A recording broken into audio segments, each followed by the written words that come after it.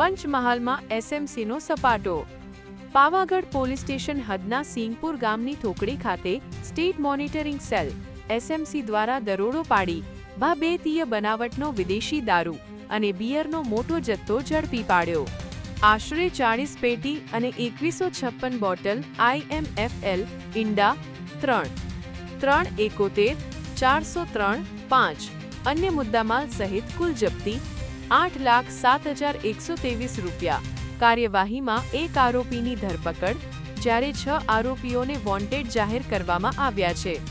સમગ્ર મામલે પાવાગઢ પોલીસ સ્ટેશનમાં પ્રોહિબિશન એક્ટ સહિતની વિવિધ કલમો હેઠળ ગુનો નોંધવામાં આવ્યો છે।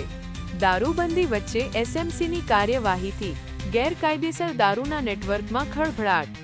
અતુલ વિજયભાઈ પરમાર, નીટ 24 news, Ahmedabad. Daily news update માટે નીટ 24 ને સબસ્ક્રાઇબ કરો।